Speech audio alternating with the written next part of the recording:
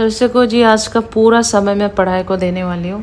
नमस्ते दर्शकों, आप सभी का स्वागत है नए ब्लॉग में। मैं बस अभी ही उठी हूँ और कल मैंने ब्लॉग नहीं किया था। कल का पूरा दिन मैंने पढ़ाई किया था। और आप लोगों को मैं बता दूँ, मैंने ऐसे इंस्टाग्राम पे ना ग्लिसरीन देखा था और मैंने देखा कि मेरे मासी के पास ग्लिसरीन के 2 बोतल थे। वही मैं शक्ल पे लगा के आज उठी हूँ, तो मेरा शक्ल बहुत सॉफ्ट लग रहा है। जल्दी से मैं ब्रश वगैरह कर लेती हूँ because I am going to my house. अपने घर जा रही हूँ। भाई सच में मैंने ज़िंदगी में पहली बार ग्लिसरीन लगाया है एंड आई नेवर फेल्ट कि ग्लिसरीन इतना सॉफ्ट करेगा।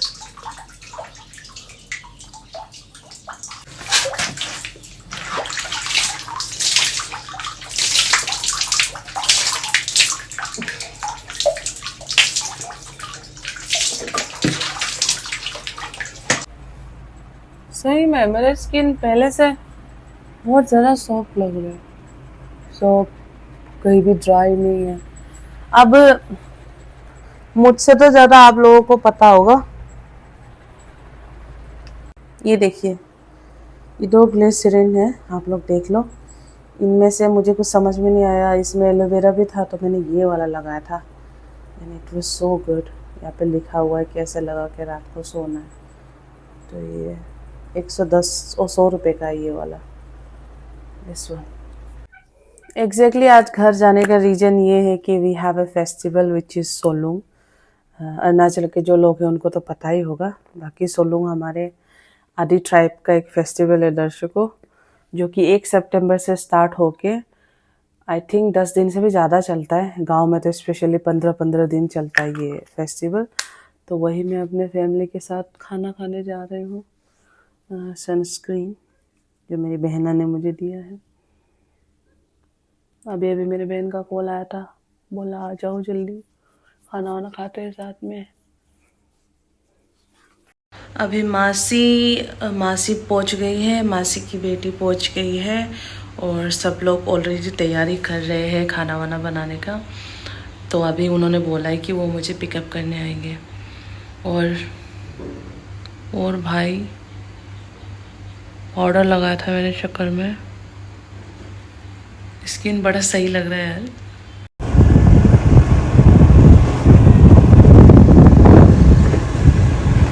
दर्शकों, बैक टू माई हाउस।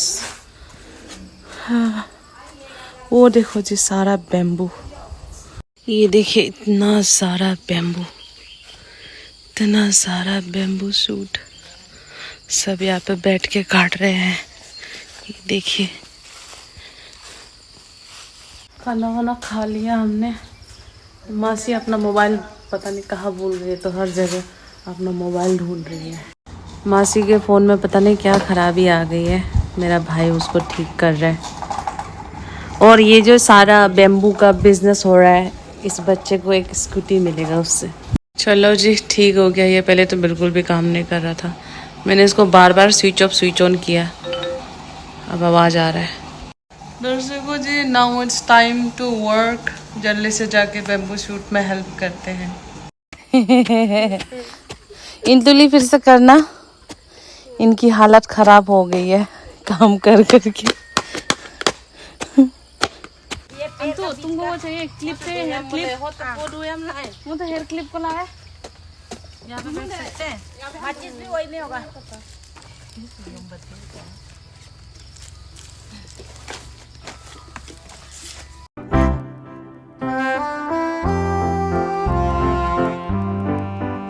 अभी थोड़ी ही देर में मेरी बड़ी मासी, उनके बच्चे, उनकी बड़ी बेटी, एक भैया, उनकी वाइफ, भाभी, सब लोग आने वाले हैं काम के हेल्प के लिए।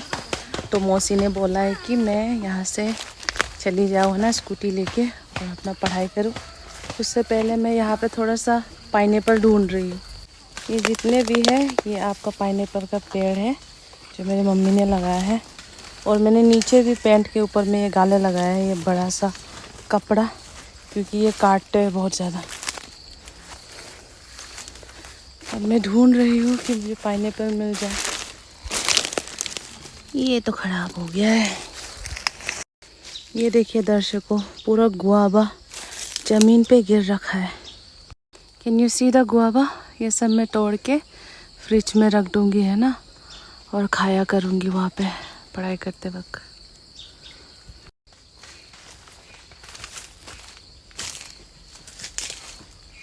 तोड़ लेते हैं अपने गुआवा, ढेर सारे।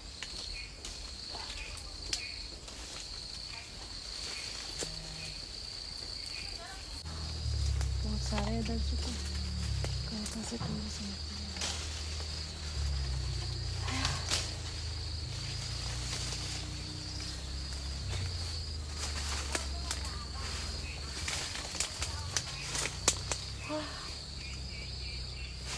अरे ओ माय गॉड, अच्छा मोटे मोटे अमरूद।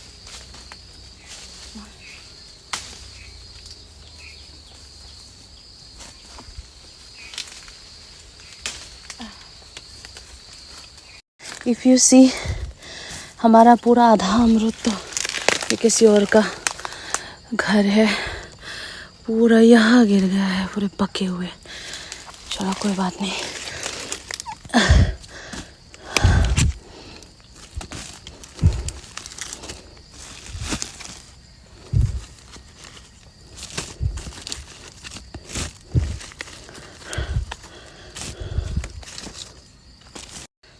इतना बड़ा बाउंड्री है ना इस घर का, अब वापस जाना भी एक टास्क है।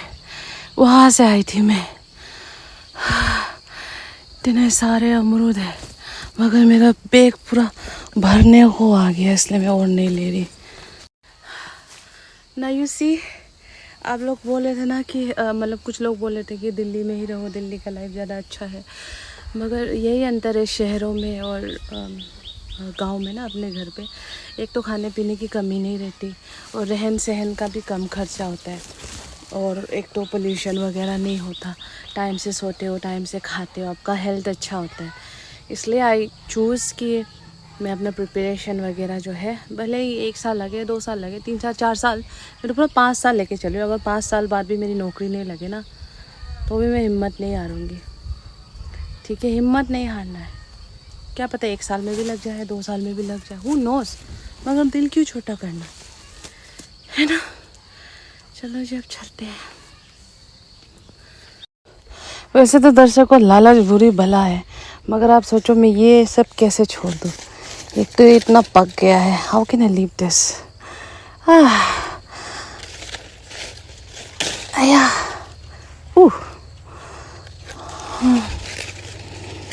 कहाँ मैं दिल्ली में इनको 60-60 रुपए किलो खरीदती थी, अब तो यहाँ कोई खाता ही नहीं है।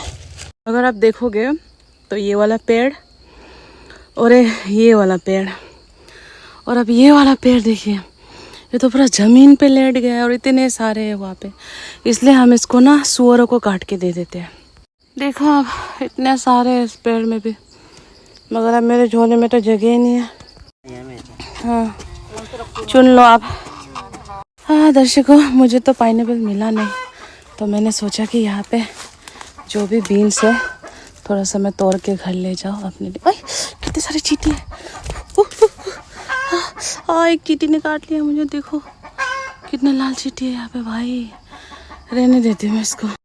और मैं आपको बता रही हूँ, जिस जगह से मैं अभी गई हूँ ना, जहाँ मैंने बोला कि मुझे पाइनएप्पल नहीं मिला, उसी जगह से अगर मेरी मम्मी दोबारा गई ना, तो पक्का पाइनएप्पल निकाल लेगी। This is very expert. दर्शकों, मैं स्कूटी लेके निकल गई हूँ अपने रेंट के लिए, और पता नहीं मैं कहाँ आ गई हूँ। आई थिंक मैंने रूट गलत ले लिया है। तो मैं गई थी अपने घर कितने बजे, सुबह के 6 बजे गई थी, और अभी बस 12 बजने वाले हैं, तो घर पहुँचते पहुँचते तो 12 बज ही जाएंगे। फिर भी मैं ये सोच रही हूँ कि 12 भी बज गया है, तो खाना वाना तो सब कुछ खा लिया मैंने, बनाने के लिए भी कुछ नहीं है घर में, कुछ भी काम नहीं है। तो आई थिंक एटलीस्ट टिल 5 घंटे के लिए तो मैं अभी भी पढ़ाई कर सकती हूँ, राइट? तो अभी जल्दी जल्दी से चलते हैं। कहाँ आ गई मैं? शायद वहाँ से जाना था। इसमें बहुत सारे गुआवा है, कुछ खाने का मन भी करेगा तो मैं गुआवा खा लूँगी। वाह, मेरे हाथ का देख सकते हो, टेनिंग है भाई ये। ओह, मैं स्कूटी को इस छाता से ढक के रख देती हूँ, बाहर धूप लगेगी ज़्यादा। फाइनली दर्शकों मैं अपने रूम पहुँच गई हूँ और पता नहीं मैं इस जगह से तो हमेशा ही जाती हूँ, पता नहीं आज मैं किस थिंकिंग में या मैं क्या सोच रही थी मुझे ही नहीं पता। तो सामने एक अंकल थे, उन्होंने वो किया, वो कुछ काम कर रहे थे तो मैंने उनको पूछा कहाँ यहाँ से कौन सी क्या बोलते हैं गली जो है वो उस साइड को जाएगी, तो उन्होंने मुझे बताया। तो वैसे मैं अपने घर वापस पहुँच गई। कितनी बुर्बक हूँ मैं कभी। अगर आप लोगों को लग रहा होगा कि अभी फेस्टिवल के समय भी तुम फेस्टिवल यहाँ वहाँ क्यों नहीं घूम रहे हो, क्योंकि अभी सोलुंग फेस्टिवल में लोग जो है वो हमारा एक मूसूप होता है जहाँ पे सब लोग, मूसूप एक घर टाइप का होता है कम्युनिटी हॉल की तरह, वहाँ पे सब गैदर होते हैं और वहाँ पे सब शाम को पोनुंग डांस वगैरह करते हैं और गांव की सारी लड़कियाँ करते हैं, हर एज की लड़कियाँ करते हैं। तो मेरा ऐसे है कि देखो फेस्टिवल तो मैं अगले साल भी मना सकती हूँ, मगर आपने देखा होगा कि मैं दिल्ली में रात भर नाइट शिफ्ट कर रही थी, है ना, और बीएड का जो डिग्री मैं कर रही थी उसमें मैं 2 घंटे हर दिन आके पढ़ाई कर रही थी और बाकी के 2 दिन की जो छुट्टी थी, एक दिन मैं थोड़ा अपने लिए निकाल लेती थी और बाकी का दिन मैं पढ़ाई करती थी, राइट। तो कोई भी मेरी तरह अगर कोई वो होगा एस्पिरेंट होगा टीचर बनने वाली, अगर जिनको टीचर बनना है तो उनको पता होगा कि टीचिंग के लिए, स्पेशली सीनियर टीचर के लिए आपका बीए, आपने जो एमए किया है वो, इसका बीएड, ये तीनों डिग्री के आपको सिलेबस जो है वो आपके मुंह पे होना चाहिए, मतलब आपको पता होना चाहिए। अब मैंने बीए किया था 2019 को, अब वहाँ मैंने क्या पढ़ा था वो तो मुझे थोड़ा बहुत याद है, मगर उतना तो इतना अच्छा खासा याद नहीं है कि कोई मुझे बता दे तो मैं पूरा कहानी सुनाने लग जाऊँ।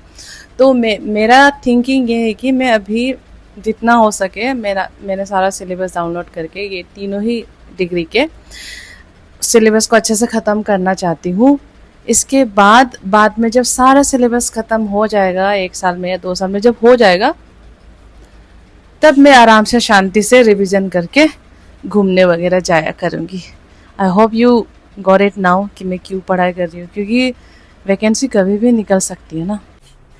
ये मैं फ्रिज के अंदर रख देती हूँ, इतना सारा है, यहाँ पे निकाल के दिखा देती हूँ मैं आपको, अगर कोई सड़ा हुआ होगा तो।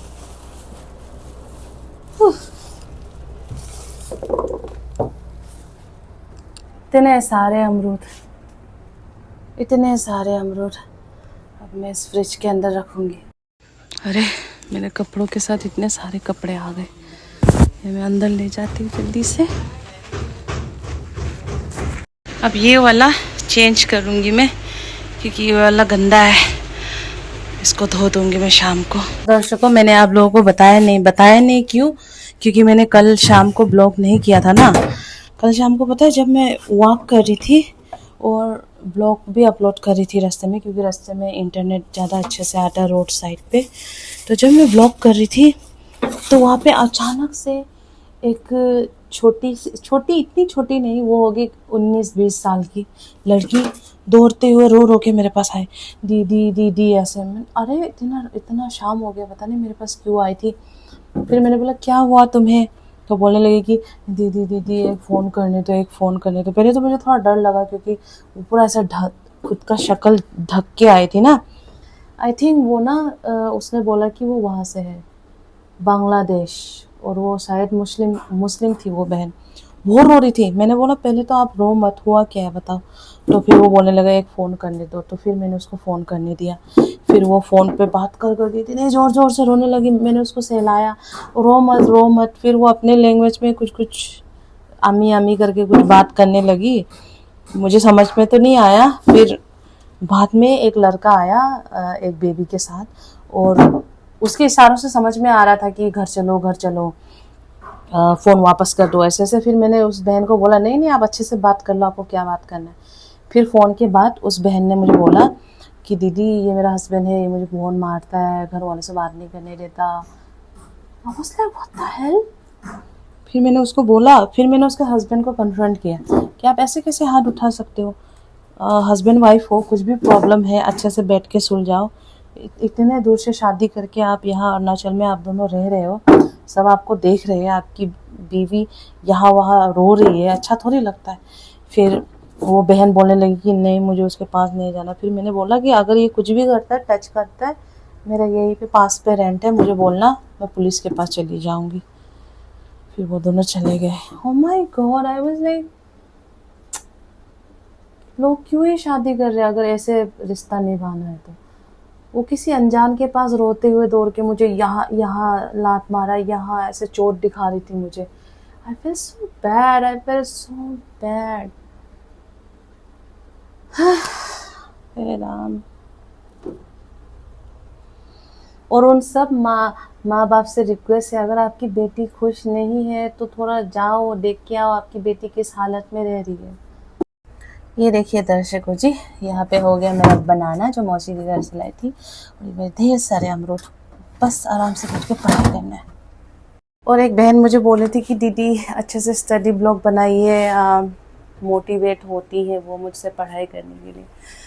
तो ऑफ कोर्स हमेशा से मेरा गोल जो यही रहा है कि मेरे ब्लॉग्स को 2 साल की बच्ची भी देख सके, 5 साल की भी, 20 साल की भी, 21, 22, 40 साल की भी औरतें या बूढ़े जो भी है सब देख सके, अनकंफर्टेबल ना फील हो मेरे ब्लॉग को देखने के लिए। तो कीप स्टडी, ठीक है, उम्र नहीं है तो भी तो क्या हुआ, पढ़ाई कर लो ना, ज्ञान फ्री में मिल रहा है, क्या दिक्कत है फ्री की चीज़ लेने में। तो आई थिंक ये ब्लॉग यहीं पे ख़त्म करूँगी क्योंकि मैं अब डायरेक्ट पढ़ाई करूँगी और कोशिश करूँगी कि नेक्स्ट टाइम से स्टडी ब्लॉग जो है अच्छे से बनाओ और थोड़ा ज़्यादा खुद को रिकॉर्ड कर सकूँ। ठीक है, bye bye, thank you for watching, bye bye and happy Solung everyone.